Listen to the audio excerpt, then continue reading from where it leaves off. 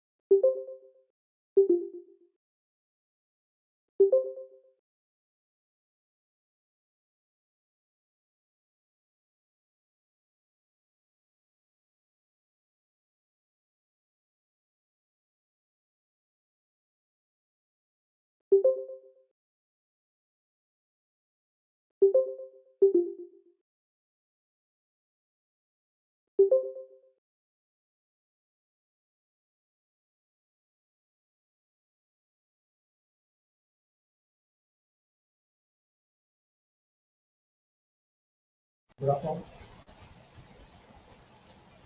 Good afternoon, sir. Sir, am I audible, sir? Yes, sir. Yes, sir. Very Shall much. we start, sir?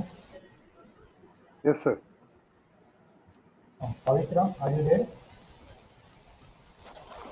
Yes, sir. You can start now. Okay, sir. Hello, everyone. A warm welcome to this grand gather on this weekend. It is a time after lunch for someone, and some were taking a lunch now.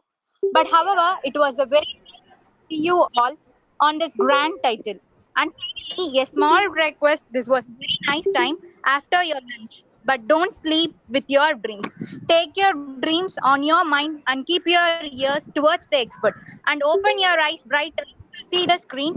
Make a little smile with your interest. A warm welcome to my friends and faculty members. And in this wonderful session, he deserves to be present in our meeting that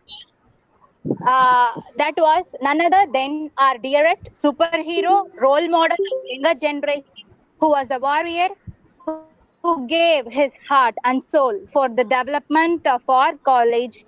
Yes, you're all correct with your thinking, and it was pride of Sri Ishwar, Dr. N. Sanmugasundaram sir, HOD of ECE department, little more prouder and warm welcome by your student from ECE department has joined the hand, and with a cheerful smile, let us welcome him. தோன்றலோடு தோன்றினார் அஃதிலார் தோன்றலின் தோன்றாமை நன்று. A finest example for the stanza. And sir, we are eager to see and hear your wonderful talk in this event. Sir, let you give some words on this webinar. Sure. Thank you. Thanks for giving me a very big introduction. Good afternoon, students. Happy to see you all here for yet another industry expert webinar series. Being in the second year, you need to understand the relevance of the topic to us in the current scenario. Electronics, along with software, has become a digital prince in the modern era. and it has turned our lives more sophisticated than before. We all want electronic gadgets to be intelligent and independent in working without our intervention. Hence, the era of designing with circuits with discrete components has gone forever, and we are now in the era of digital revolution where ICs like microprocessor, microcontroller rules the world. All these microprocessor, microcontrollers are programmed to provide intelligence to the gadgets. With microprocessor, microcontrollers, you can automate any process, and these circuits are designed exclusively for specific applications. And circuits with microprocessor, microcontrollers for specific applications are called embedded systems. And you might wonder, where do we really see these embedded system circuits in real time? And for your surprise, it is everywhere. Applications of embedded system is everywhere. You can find embedded system in your mobile phone. Mobile phone is your example of embedded system. Your washing machines at home, television sets, lifts, microwave ovens, automobile, all functions in automobile car, your ATM machine in bank, robotics, medical field, and it is everywhere. So the recent advancements in electronics have paved way for designing compact and handheld devices like your smartphones to perform, which performs very critical applications. And it is all connected to a public network. It is no more a standalone device. All these handheld devices are now interconnected, and they are now connected to the public network and internet. For example, we may we do not want to wish to go to the bank for a financial transaction anymore. Instead, we wish to perform on a mobile phone easily. Imagine what will happen if there is a security breach in it. The best example of security threat is illustration is given in the movie Irumbu Thirai. If you have not seen that movie, please go and see that movie for one more time. Irumbu Thirai, where all security breaches of in current scenario has been very excellently illustrated. And you know, all of us, we accept to grant permission to access our contacts, media, messages, all files in our mobile phone when we install an app in our phone. And that is sufficient for the hackers to make your life miserable. Even Google has all your personal data and information about your daily routine. This is the present scenario in which we are living. So designing of electronic gadgets with sufficient security measures in it is the need of the hour. So at this juncture, we have our guest, Mr. R. Saktya, Principal Engineer from Qualcomm, who has joined us to share his experience and give exposure on hardware and software threats in embedded systems. So let us welcome him and make this seminar a useful session for all of us. Thank you all and wish you a happy learning. Thank you all again. Thank you, sir. He was always keep us energetic by his words, and he used to give more knowledge to us by his speech. Thank you very much, sir, to make our session more beautiful. Now it's time to welcome our industry expert, Principal Engineer of Qualcomm India, who delivers his knowledge on the grand title Software and Hardware Security Threats in Embedded System. A wonderful man, proud Indian, Mr. R. Satyanarayanan sir, who was working towards connecting your minds. No, it's wrong. Connecting our minds to strive the engineers towards success. And we and our college are very much grateful to for accepting our invitation and become a chief guest of today's webinar. My earnest welcome to you, sir. And I like to Thank you. a brief note for that was he was Satyanarayanan received his BE degree in Electronics and Communication Engineering from the University of Madras, Chennai. He started his career as a software engineer in L&T Infotech in multimedia domain in 2001. As a consultant to German, worked in audio domain, and then with Qualcomm in video decoders, efficient hardware and software partition of video pipeline, etc. He worked in various layers like framework, ARM software decoding, error correction modules in broadcast, etc. He joined Qualcomm in 2013 as full-time employee and started working on broad support package, broad and system bring up, Windows, power and performance optimization, and much more. Post that took up a hypervisor and other areas to support Windows compute products with ARM in Qualcomm India. And it was a proud that was currently he is leading a development team of 35 plus engineers working on various modules with Windows compute product from chip to commercialization. I welcome you to this wonderful session, sir. Hey, thanks a lot. Am I audible Yes, clearly? you are audible. Yes, sir. Yes, you are audible. Yes, sir. Okay, Yes, yeah. sir. Yeah, thanks a lot, everyone. Yeah, I am Satya Narayanan. Actually, I was college mate of Dr. Raja, your assistant professor. And sorry, like I have not done too much academic presentation so far. So I have tried my best to kind of keep the contents relatively simple and easy to understand. And by nature I try to speak little fast. I will try to slow down and try to give the context slowly. If at all I go very fast, or if I am actually uh, going like giving a lot of technical words instead of some simple languages, please stop me so that I can correct it and make the session a little bit more useful to everyone who is present here. All right. Okay, so a disclaimer, yeah, I currently work in Qualcomm. As you know, like Qualcomm are the inventors of CDMA network, 3G technology, and now the 5G technology. And they kind of hold 60% of all the 5G patents that is in the world. And Qualcomm mainly works on developing, designing, and development of chipsets, which is used in the mobile phones. And almost like I would say 70% of the chips that are used in the current smartphones are Qualcomm made, right? And we also I actually work as part of the Windows team in Qualcomm. And what we do is more like Qualcomm right now coming out from the mobile architecture. We also started developing laptops, and now we are into automotive domain and IoT domain also. And I am part of the Windows desktop and laptop teams, which we call it as a Windows compute, right? So means as such, given all the IP and other limitations that we have, all the contents the part of this particular presentation is publicly gathered. Though I will be mentioning few of the Qualcomm related stuffs and other things, everything is publicly available, and I have given all the references that is possible in the reference slides. I will pass the slides later to the coordinators.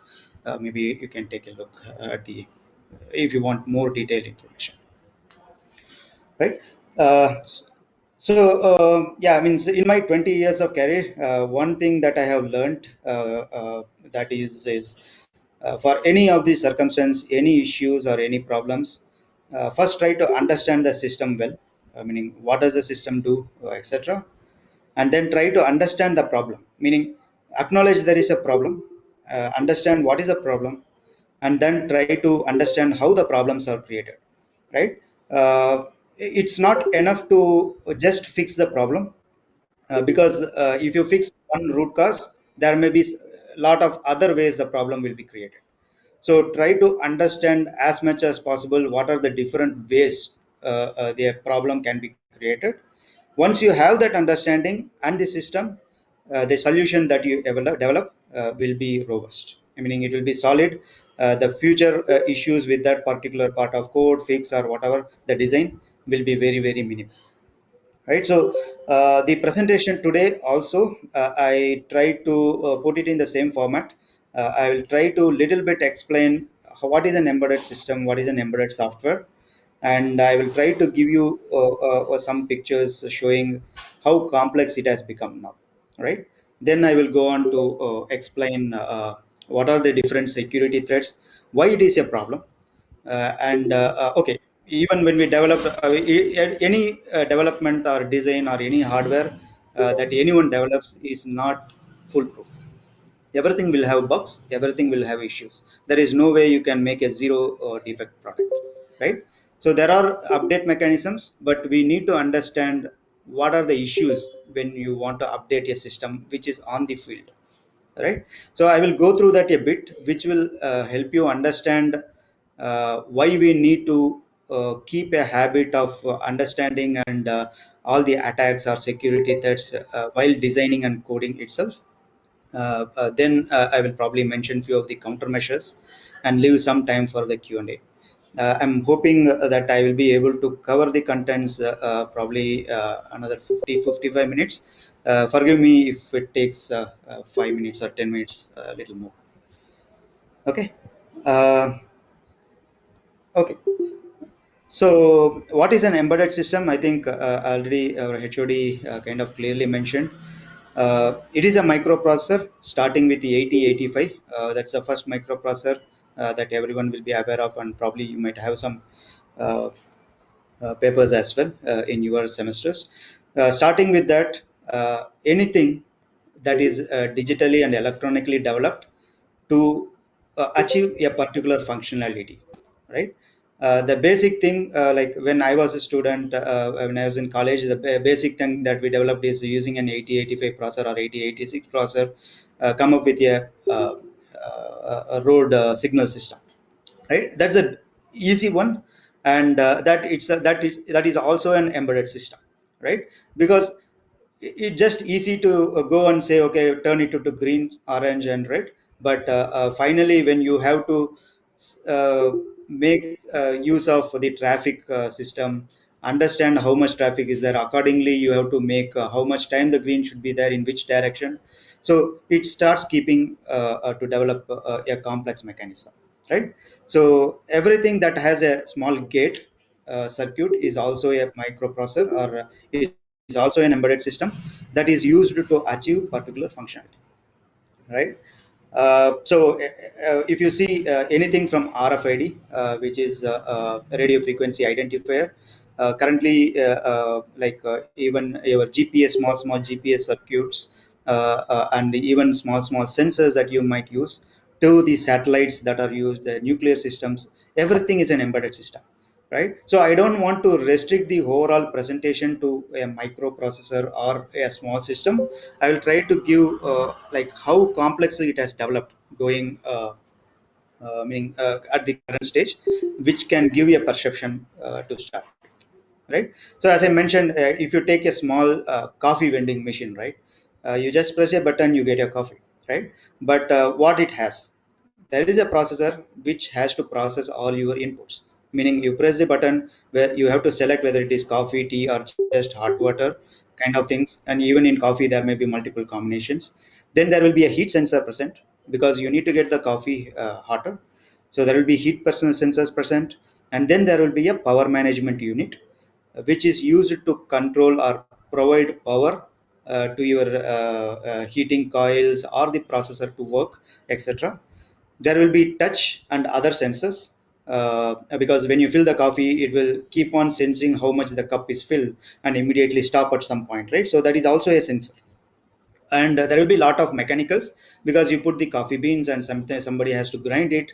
So those are all the mechanical parts of the coffee machine. So a normal coffee machine has, I would say, like 100 to 120 different embedded uh, parts in it, right? Then you come to the mobile phones or desktops. Currently, the mobile phone desktops are kind of grown too much. It is not just one single processor. I have a slide which will give you one glimpse of what you are currently, whatever phones that you are using now, what are all the different processors it has and how complex it is, right? So I will give you that. And based on the complexity and the criticality increases and the use case increases, the number of components that are used in the embedded systems increases, and that brings lot of issues when somebody wants to hack the systems, right? Meaning, like when I say lot of issues, it gives lot of opportunities for the hackers to go and attack. For example, even in the coffee vending machine example I mentioned, an hacker can go and exploit the processor. He can go and exploit the heat sensors, or he can even go and corrupt the power management unit which provides the power.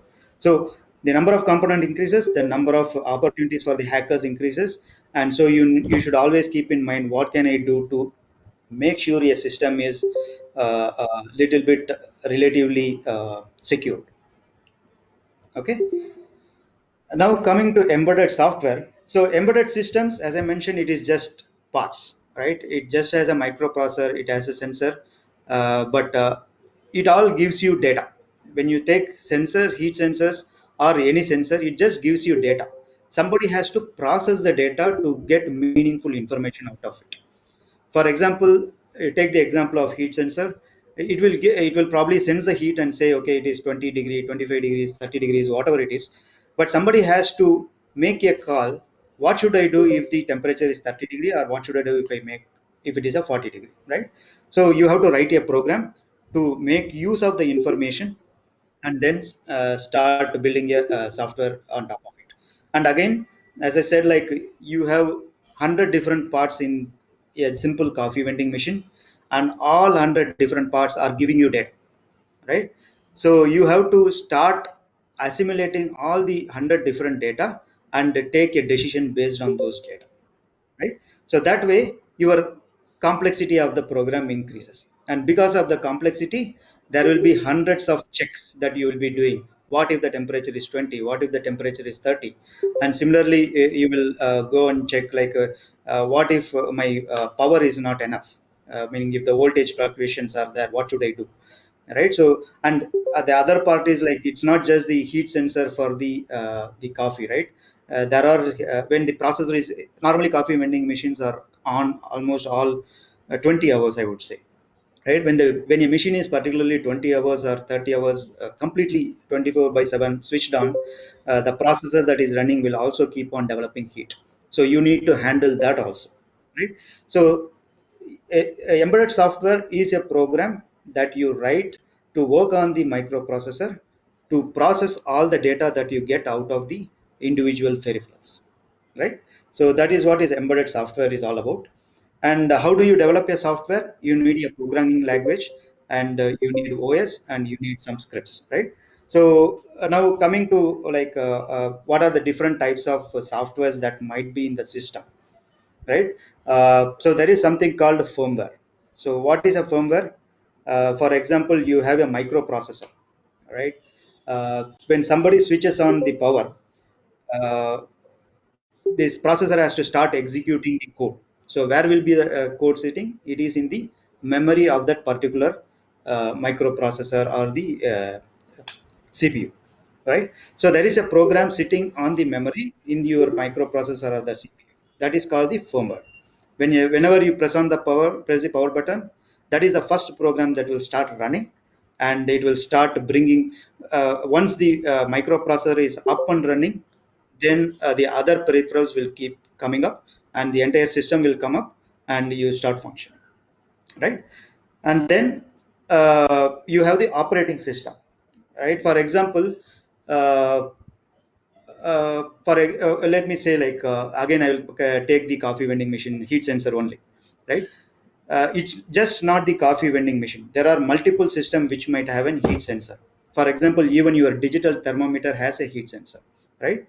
So the heat sensor always gives the temperature, right? So and it is not like it will give only once. It will keep on getting the data and keep on pushing the data to the processor, and you have to keep consuming the data, right? So how it will push? There will be a queue, and the heat sensor will keep on putting the data, and when the queue is full, the first data whatever received will keep on going. So you can consider it like a pipe, like a water pipe which is turned on. So at one point the heat data is always coming, and since the pipe is on, it will always flow at the other point, and you keep on getting the data, right? So this queue has to be maintained, And so that's where the OS and operating system comes, right? Queue is a simple example. Similarly, there are multiple things like threads, like two threads are running. One is a heat sensor and one is like a power sensor. When two sensors are working, both data needs to be processed. So there will be two threads that will be running to handle that data, correct? So that way you will there will be multiple threads that are needed, and it is not possible for every individual or every programmer to go and create a thread, go and create a queue, etc., for each and every program that he writes. So operating system gives the flexibility. It has some inbuilt modules and other programs which you can make use of it. It also gives some well defined functionalities to manage the system, which are common across different embedded systems. So that is where the operating system is. So you have Linux, you have QNX, Windows, Android. There are multiple operating systems, and you will have interrupts, memory, everything has to be managed. So operating system takes care of those. You don't need to go and write a system to handle how an interrupt should be taken care, right? So these are the two main slides I kind of kept to just to explain you what an embedded system and what an embedded software is, right? And just one more slide to give you another uh, problem that arises in the embedded system is actually the constraints. It says like uh, you take an example of a drone, right? Drone is a system where sometimes there won't be any physical access to the drone when it is flying. For example, when you are in a war zone, or when you are in a forest area where the drone is trying to go and check, I mean, it is trying to go and deliver something next thing, right? So you don't have a physical access to the drone. That is first part of it. Second part is whenever you have an IoT or small embedded systems, you cannot have a high end processor used for it, because cost is lot more important. For example, for a digital thermometer, you cannot go and have an Intel processor in it, right? You need to have a small CPU or microprocessor which is cheap in nature. Whenever it becomes cheap, your processing power is also very less. It cannot process too much data. And second thing is RAM. When I say it is random access memory, the memory in the embedded system, memory is also very costly. If you really look at any PCs or anything that you buy computers, your memory and then the display, these are the two costliest parts in your system, right? And then you have limited power available because it is running out of battery. And the battery, it has all the power it has. Once you keep on using it, the battery will drain, so the battery power is almost limited. And the third point is like just give me a second. Yeah, the next point is like the physical exposure. For example, again, when you take a drone, it will be exposed to a lot of heat, lot of cold, rain, everything. So obviously you need to handle those also. How you are going to handle the extreme heat, extreme cold kind of things. And second is, it can be wired, meaning you can have a wire ethernet connected to a system, or it can go wireless. And because of that, there will be a lot of vulnerabilities coming in, right? So there are quite a lot of issues in the embedded systems, based on the complexity, based on the software that you write, based on the OS that you use, based on the networking that you are in, and based on the scenario and the environment that you are in. Okay. So now this one of the last slide that I have to kind of give again a perception how the current systems are designed, right? uh, think your mobile phones. Okay, so your mobile phone is capable, okay, so mobile phone has a display, it has a touch, it has a port for battery, it has it has a port for charging, it has a port for audio, and it will have USB, and it has wireless, it has quite a lot of peripherals around it, right? And so how it looks like is this. So if you really look at this, right, this is the SoC. SoC, when we say this is a system on chip, I will kind of a little bit come to it. What is a system on chip? But consider your mobile phone. This is actually the PCB of a laptop, which has an ARM processor in it. This is all it looks actually. Meaning when you open the Windows ARM based laptops, it contains just this circuit board, right? And this part is actually taken up by your battery or the keyboard, nothing else. But actual processor are just this much. And when you see this part, the one I am highlighting here, this is actually the chip that contains the application processor, modem, everything. And then rest of the chips are the peripherals. So when I say peripherals, what it means is your USB port, your there will be multiple USB ports, and then you will have your memory, meaning your storage, and then you will have the antennas like wireless or Bluetooth antennas. Then there will be GPS antennas, and then you will have some sensors attached to it, micro SD slot, and then the HDMI cable connections, Ethernet cable connections. These are all the peripherals that are connected to the this particular chip. So rest of the chips you see are actually storage units and the network cards and other things. So this particular chip, what it contains, and that is what we call it as SoC, system on chip. So what it contains is this part, right? For example, if you see this, any chip, the regular mobile phones that you are currently using, right? It has a CPU, which is a general purpose central processing unit. You will have at least 8 cores. I think you will be, I mean, whenever you buy a chip, you might have heard like octa core process, dual core process, and quad core process. So this is the CPU. Normally nowadays it comes with 8 cores. Okay, this one is your GPU, the graphics processor unit, right? The third one is the compute DSP. When I say compute, so there are DSPs. DSPs are digital signal processors. There can be DSP many number of DSPs used in the SoC. This one particular one is for compute DSP, which is used for artificial intelligence and other things. For example, I don't know how many of you have attended WebEx, Cisco, or Teams apps related meetings, or even Zoom calls, right? Whenever you turn on the video, your background can be fully blurred. It can be changed into a different like beach background or forest background kind of stuffs. All those are embedded with your picture, right? So and your picture is actually live. Means if when you keep on moving here and there, your body is moving. So the background has to be clubbed to your with your picture and keep on display. So and it has to be done very very fast, right? So that's where your artificial intelligence and other units come into picture. That's the compute DSP. Then you have the modem processor. Modem processor is the one which actually takes your calls, your 4G, 5G, or 3G networks. All those things are taken handled by the modem processor. Then you have the video processor. Again, the video processor is used for your local video playback, Netflix, or any kind of video. Imaging is for your photography, like your camera, right?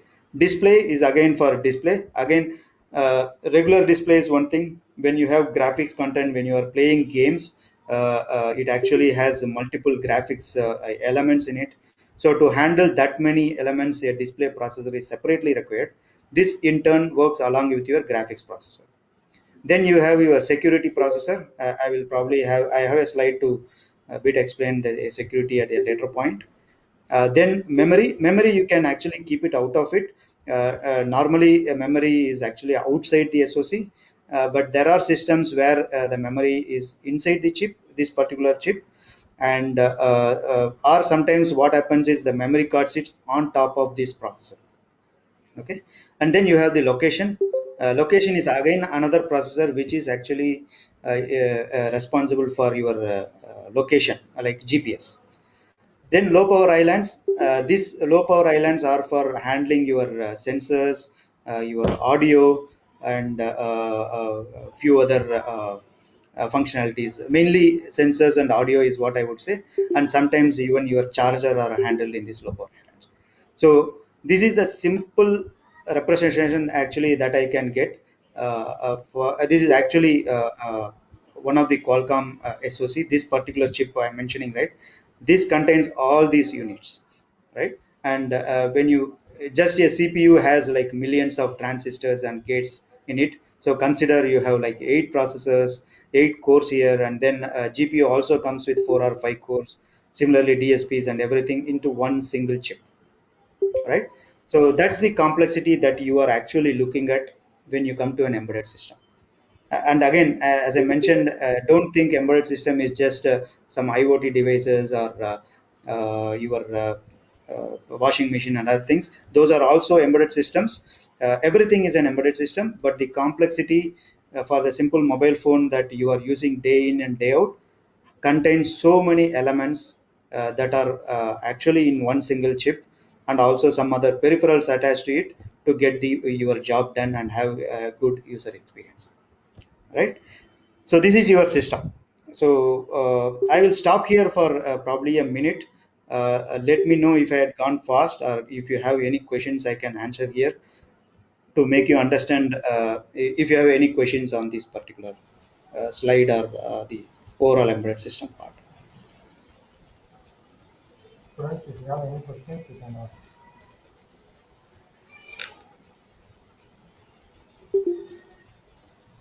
Okay, I hope I'm not going fast, or it's understandable, right? Yes. Okay, fine. I will keep going.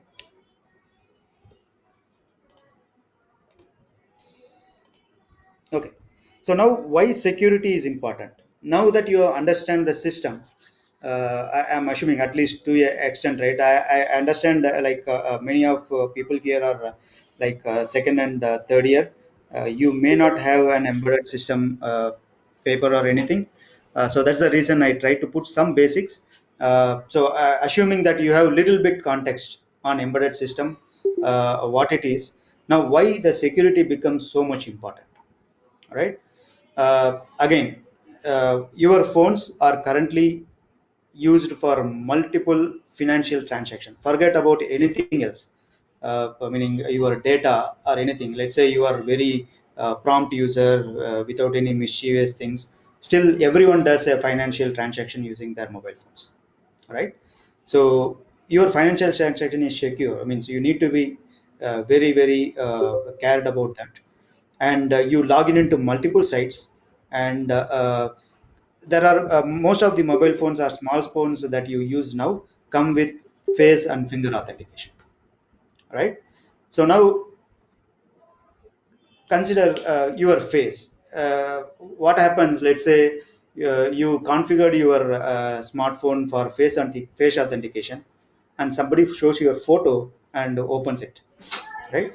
That's a very basic security lapse that you can think of, right? It did happen in the earlier days when the face authentication came in. They had that problems, and slowly they realized problems one by one, and now your photo cannot unlock your phone. So because why? Because there are when you look at the face authentication, your front camera comes in, right? It is not just the front camera. There are multiple small one or two different cameras where some you can you would have heard like something called IR cameras, right?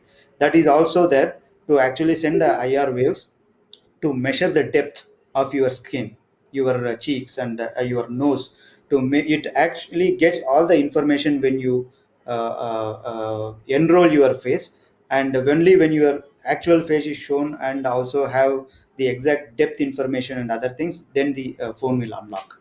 So that is one area, right? And similarly, finger authentication, etc. Now consider a case, people cannot actually, means I have seen even my kids, right? What they do is whenever I am sleeping, they just bring my phone. They will open my eyes a little bit and show the phone and try to unlock. It doesn't allow it easily, but there are ways you can still do it, right? So now what happens? Somebody, let's say they do it, or even somebody kinds of sedate you and grab your phone and use your fingerprint to open it, right? So that is one way of looking at it. And second thing is, uh, when your fingerprint or face is taken, your data is taken, and then it has to go and process the data and compare with the your enrolled, the first time you would have enrolled your face or fingerprint, right? It will go and check against that particular data to see if both are matching, right? Again, when you match, it is not like simple pixel to pixel mapping or something.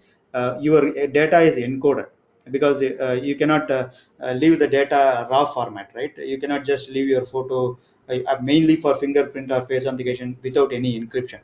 People will be encrypted, it will be secured and stored, and your data has to go and get it matched against that. Then only the encryption will succeed, then it will allow you. So that is one way, that is one part where the encryption is made. Consider the second part, right? Your data stored when you enroll is encrypted and stored. So let's consider that people cannot store that data or steal the data. But still, when you actually show your face, the sensor is the one which is capturing the data, right? Till that point, it is raw image. Nobody can encrypt that, right? It is still raw image. Only after that point, the data is transferred to the processor, then it is matched with your encrypted data. So somebody, a hacker, consider they can actually go and attack the camera sensor where your data is just captured and take the data out, right? If they can take the data out, then maybe with all the depth information, etc., they can come up with a kind of mold which can have your face data, your depth, everything, and then try to actually still use it, right? So that is one area where it can be done.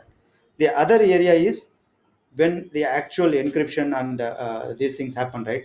Consider, okay, you have secured your face, you have secured your camera, so nobody is able to steal the data, nobody is able to steal the initial enrolled data, etc.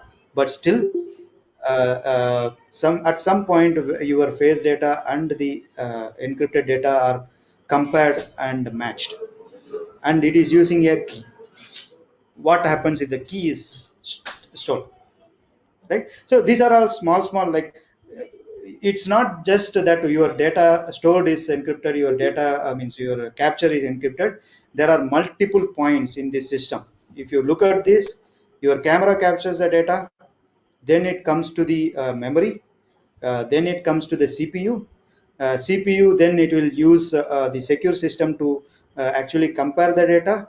And once the secure system is done, and again, secure system also will start using the memory, and then it will secure system will map it using the keys, and then it will give you a go ahead to this CPU. So there are multiple units that are involved in the system, and every point of that unit has to be secure.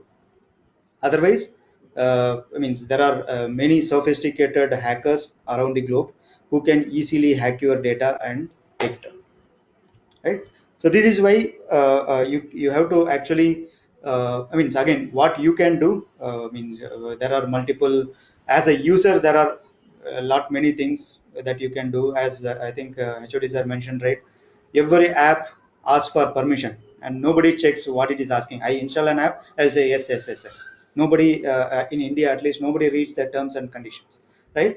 But if you really recently see, right, this is very recent, I think 6 7 months back, multiple people actually started receiving SMS from SBI stating that your KYC is expired, please go and update your KYC. If you want, you can use the link. So they will send you a link, and the link actually says m.rbi.org, which is RBI's link, right? But if you really look at that org, instead of org, it will be zero org. So nobody will notice the difference between zero and o. So automatically they think, okay, it is an RBI link or SBI link. They go and click. It will it will still give the with the hackers are very knowledgeable now. They make the exact same RBI kind of web page, and they take your inputs and hack it, right? So these are all few things. Don't trust anything. Means one of the basic things that a user has to do is don't trust anything anonymous that comes to you, right? And don't trust any forward messages, mainly because everyone, like there are many people who just keeps on forwarding, say, thinking that okay, this will work, that will work. But don't be greedy. Whatever comes to you is what will come. So don't click on any links. Those are the basic user things that you can do. But we are talking about something else, right? At some point, once you finish your education and everything, you will be in a place where you have to design a software. It can be very simple software, it can be a web page, it can be a complex SOC system, it can be a nuclear reactor or anything, right? So you always need to keep in your mind that the system is complex. There are hundreds of points the people can steal the data. So you have to be very watchful on what you write and what you code. Got it? So, okay, it's already 2:50. I have a lot of slides, so I will probably uh, skip this slide and come to again a small example. Raja, is it okay? Like if I go by 10 minutes over, by 3:10 I will complete. Sir, sorry for interruption. I am HOD here. Yeah, yeah, We'll please. have your second part. It is very interesting. And even I am so much interested to hear more about the industry perspective of embedded system. And Okay, we'll okay. have second part of you if you permit, sir. Yeah, And no, you no need not issues. to. Actually, definitely, definitely. Actually, I do have like around 20 slides, and I can easily take another 1 more hour. So what I will do is like I will just give another 3 or 4 slides, just to again tell you like what is the hurdle if you don't have it, and give one example, and rest of the things we can probably take next Saturday if you guys are free, Yes, sir. Yes, sir. Thank you, sir. right? Thank you. Okay, You yeah, can sure. go ahead. Okay, sure. Thank you. Right. So examples. Then I will probably skip it right now. I think you have understood. I have tried to speak about like different points of security you need to consider. Now I will come to a point where what are the hurdles? So let's say okay, everything is a software. Anyone is not. No one is able to going to write a secure software. What is that? Like I will always get an update and I will fix it. Right. But consider when you are in the system, because we are facing the problem right now. uh, First thing, right, as I mentioned, not all embedded systems are connected, meaning they are not connected to internet. Some of the embedded systems are not connected to internet. If the internet is connected, yes, there is a way to update the system. Then the third, they are scattered across geographies. It is not in a local, it is across the world, it is there. And it is there in space, it is there underground, right? So it is across the globe, across the geographies. And then there are number of OEMs, right? For example, I will actually give you an example a little later what happened recently 2 years back. What happens is uh, bigger OEMs like Samsung or LG or Apple, Google, they have the manpower and resources to actually fix the security issues and fix the send an over the air update to update your software easily. But there are a lot of small OEMs who will not be able to do that. And mainly the IoT kind of customers and small cards and all, right? Like where your digital thermometer may be okay if something is corrupted, if a security threat is there, it's okay. Nobody is going to do means get hurt, or nobody is going to lose anything. But there are a lot of other, like for example your washing machine, right? If somebody is able to hack the washing, or a printer, let's say your printer is not connected to your network, and somebody is able to hack your printer and start giving some random pages for print, you will also go lose your money. And at some point when the overflow happens, your software will get corrupted. So who is going to come and update the costly printers, right? So that's where it is across a lot of OEMs. And the last part, the major part is like, even if you have a very good OEM branded printer in a country where you have a lot of internet, everything connected, still the problem is take your laptop. There are like uh, at least easily 100 different drivers, right? Every peripheral has a driver. Your I2C has a driver, your UART has a driver, your CPU has a software, your display has a driver. There are 100 different drivers in the system, right? And all the drivers has to work together to get the job done, correct? So again I'm coming back to this. So as I mentioned, if you want to display a image, you have a JPG file, right? You want to display the image. So what happens? Your image, actually the JPG file is sitting in your storage, right? First, the image from the storage is taken to the memory, right? And your image is encrypted. JPG files are encrypted files. I mean, not encrypted, it is encoded files, right? So somebody has to encode it, decode it to display it. So now what happens? It will come to the imaging unit. Once it is a JPG, the CPU is the one first will go and check, okay, what is the image? It is a JPG. Then it will go and tell imaging unit saying that, okay, I am a JPG content. It is encoded, so you decode and give it to me. Then what this one will do is it will go read the memory, decode the files, and put it back in the memory, right? And then it will come to the display unit for display. Now consider it is a GIF file. Then display unit will ask the help of GPU unit and go and say, okay, I am meaning there are some complex shadow information, depth, lightnings, and everything. So I need your help to give an accurate information to the user. So it will take the help of GPU.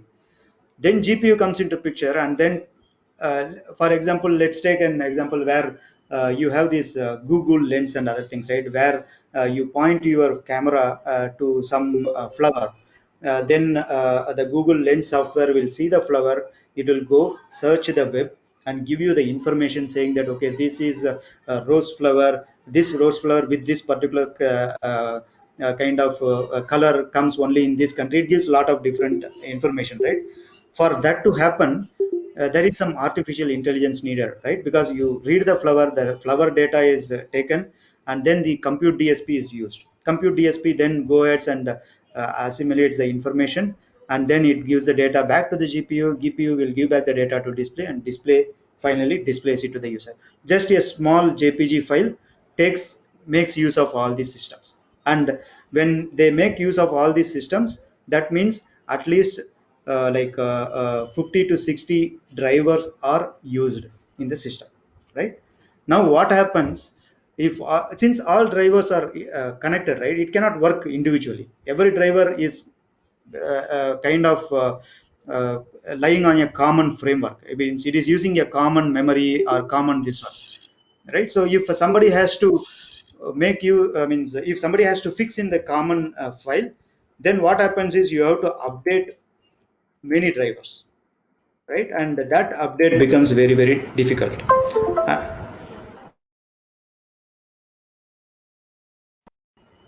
Hello.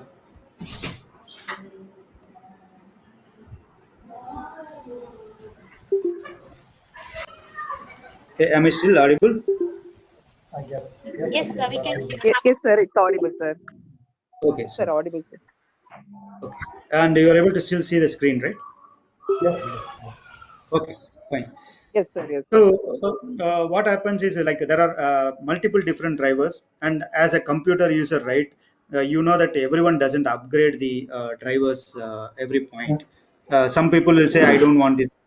The OS also will get updated. Your drivers are also updated, and your firmware is updated. Your means if you have an HP laptop, HP has a firmware that will also get updated. And not every user updates every update that is available on for the system, right? So what happens is people will have different combinations. Like one driver will be developed 2 years back, and some driver will be developed recently. OS will be some very old Windows 7.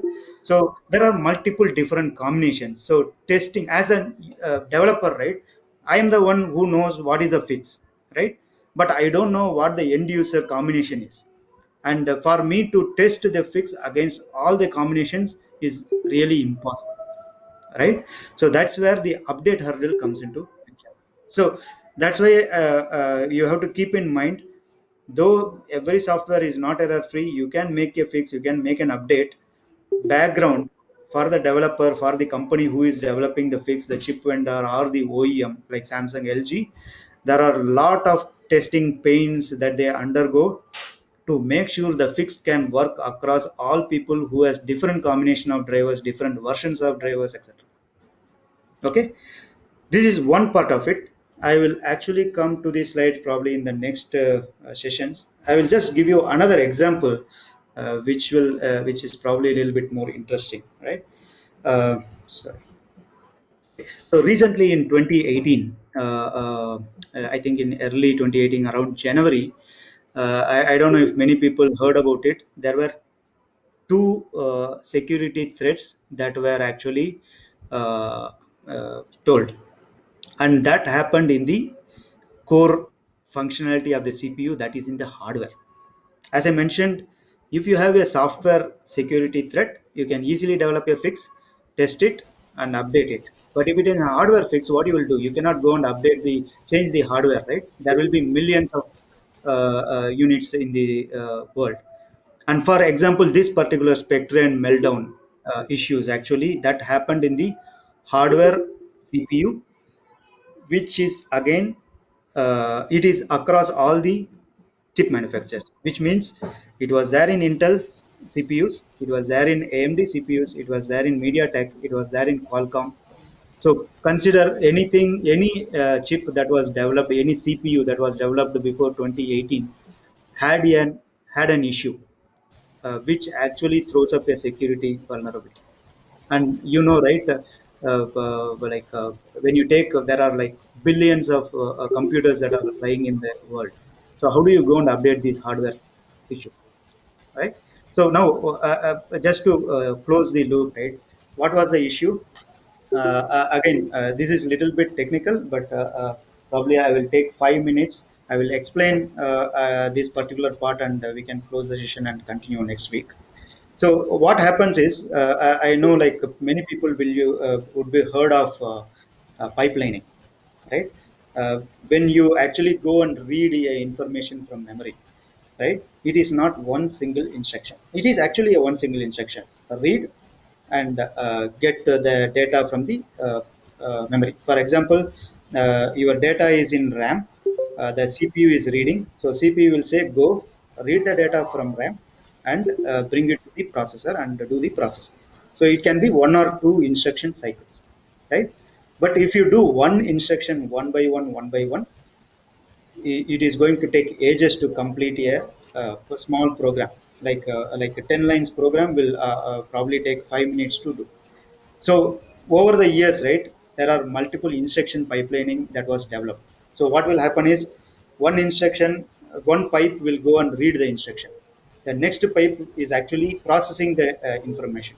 Then the next pipeline will come and say, okay, there is for the next instruction, I will go ahead and already take the data and come back and keep it in memory ready, right? There are like 5 6 different instructions that will be parallelly taken from the system, keep it ready in the memory so that it can be processed fast, right? That is one part of it. Second part is privileges. Again, every data cannot be read by every program. There is protection involved. For example, your face data cannot be accessed by a normal bitmap or some other program, like VLC or other programs. Your face data that is stored cannot be used, right? It cannot read because it is encrypted. You cannot allow it. So there are privileges for each program or each process running in the system. Consider just these two. I will not talk about virtual memory and CPU caches, because it may kind of overboard. Maybe if people are interested, I can cover it in the next time. So what happens is, first thing is, the data is read and kept ready in the system, and then the CPU goes and checks whether the application has permission in the system. If it has permission, it will go ahead and say, okay, I can allow the program to access this data and use it.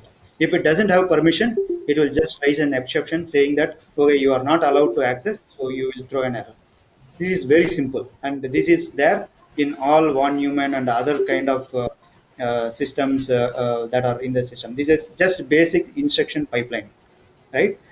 And it happens very, very, very, very fast. You can even cannot think how fast it happens. Like as you can hear here, right? Like the number of instructions per cycles are in millions per second. So this is just a very, very minute fraction of the second. Still, what happened is, there is a small window where the instruction is read and kept in the memory, and the check is done, whether the permission or not, right? Between that particular gap, somebody can go and read the data and come back, right? Because this memory is still not marked as not allowed to be read, right? It is the instruction is means the program is told you don't have access only at this point. So there is a very very minute timing involved here, where the data is available, it is still not protected for access. So somebody with very high efficiency can go and read the data and take out the data, right? So this happened actually. And I mean, again, unfortunately, it is actually it's at like very high speed it has to be done. So not many people had the capability, but still there are research group. Again, this was not done by any attacker as such. There are people who company employs to detect these kind of vulnerabilities. There are ethical hackers, they say, like where they will just try to hack the system, and whenever there is a hack that is known, they will immediately inform the SOC vendor or the OS, Microsoft, Google, or whoever, to go and fix the data. Only after fixing, even the outside world will come to know. They are called ethical hackers. Or there are people who are actually employed by the companies itself to actually keep on trying to hack the system and find these kind of vulnerabilities. So fortunately it was found by them, but unfortunately this affected the entire systems on the which are like pre 2018. And there are some stringent conditions, right? Like any company cannot just withhold this information by themselves, meaning if you find an issue, the company has to go and make it public within a specific time, like within 30 days or 3 months or something like that. So company has to go and mention to the public. So that's a 3 month window. They have to develop the fix and make a patch already available, then this information came out. But the problem is this is in the hardware. You cannot make a hardware fix. You cannot change billions of hardwares in the systems around the world. So what they have to do is they try to make a software workaround to overcome this limitation, right? Again, the pipelining is there are multiple stages of pipelining. This particular thing is called speculative access. So some companies, what they did is they just disabled this speculative access. And the problem with that is it has like 5 to 10% performance impact. And 5 to 10% performance impact is huge for few of the things. Just because I am in the power and performance domain for laptops, right? We even measure how much time when you click a file, right? How much time PPT file, like Excel file or PowerPoint presentation, takes to open and show it to the user. That time also we measure. And Microsoft and other guys, they have some standards, like you should open within this time. And actually they compare between other vendors, other this ones, to say okay, we are bad or worse against this much time, right? So we are in close race. People, every company is in close race to make sure that they are the best in industry. And because of just disabling one speculative access, it affects like 5 to 10% in some of the use cases. But coming to security, that takes the overweight. So people went ahead and they patched the systems with the 10% penalty. So this is where the hardware kind of, this is actually a very good example. I have given the links. You can just search for Spectre and Meltdown. Even the Wikipedia has a very good details on what is this, what are all these basic things led to this particular vulnerability, and all those things. You can. It's a very interesting paper. You can probably go and read over as interest. So this is where probably I will stop. This is already 3:05. Actually, I actually didn't talk about. See, my other slides are mainly like what are the different types of attacks, like whether it is a software, hardware, or physical attacks. And I try to go and explain example with example, like one of the software attacks and one of the hardware attacks, how it can happen.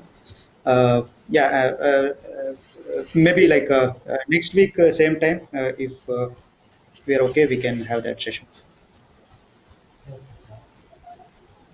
Definitely. With the permission of our story, we will make it happen. Thank you, sir, for your clear version about embedded system and characteristics and sharing your knowledge towards success. You make this easy to understand, sir, by your presentation and making a time for us. And next week we will share this for you. Thank you very much, sir. Yeah, thanks a lot. I'm sorry, like I could not present complete in an hour, but I'm hopeful because my this one is like unless you understand the system and the problems that are involved, just explaining what are the attacks is actually not helpful. That's the reason I went in this format. Hope that's okay with you. Okay, It's sir. Now, very much useful. And now I call Mr. Raja sir to thank for our industry expert. good evening, everybody. Am I audible? Yeah, Am yeah. I Yes, audible? sir. Yes. Yes, First of sir. all, Yes. I need to thank Satya for giving the consent for presenting this wonderful topic in this webinar. Thank you, Satya. In spite of your busy schedule, you give your consent for presenting the most wanted topic of this class. Thank you, Satya. I take immense Yeah, thanks a pleasure lot, in everyone. Actually, even as I mentioned, I have not done any academic presentations as such. I have made quite a lot in the company and other things. Academy is a little different, right? Because people will be from lot of different backgrounds. So keeping the audience engaged with just technical is not going to help. So yeah, it's a good opportunity for me as well. thank you, Satya. So at this juncture, I take immense pleasure in proposing the vote of thanks. I thank the management of Principal Man Dr. Sudha Mohan, our director, Mr. Rajaram sir, and Mr. Kannan Narasimhan sir, Director IT, for supporting organizing this event. I also thank our Deans R&D and Dean Academics for their consistent support. And also I thank our beloved HOD Dr. M. Sanmusundaram sir for providing a constant support, and he will be the guiding force behind us for conducting all such academic activities. I also thank all the heads of department and fellow faculty members who stay with me in and giving their hands in organizing this event in a grand success. I would like to thank our beloved students for their kind participation and to have their knowledge shared. Lord, I also thank Ms. Pavitra, second year student of ECE, for giving this wonderful comparing, and I also thank Farida Banu Madam for supporting to have this online virtual webinar to a grand success. I thank one and all.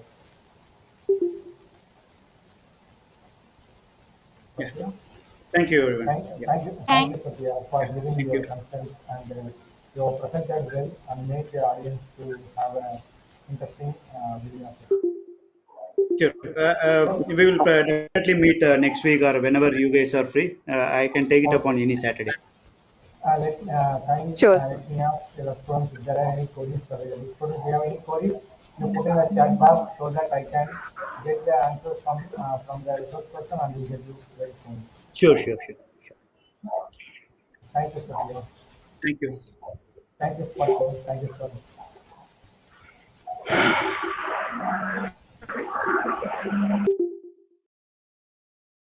Thank you, sir, for this wonderful session. And I extend my gratitude to Raja, sir, and Farida Banu, ma'am, to make this session more beautiful.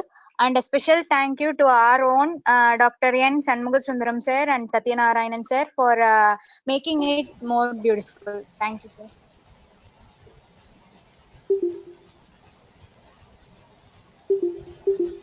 I hope we can wind up now.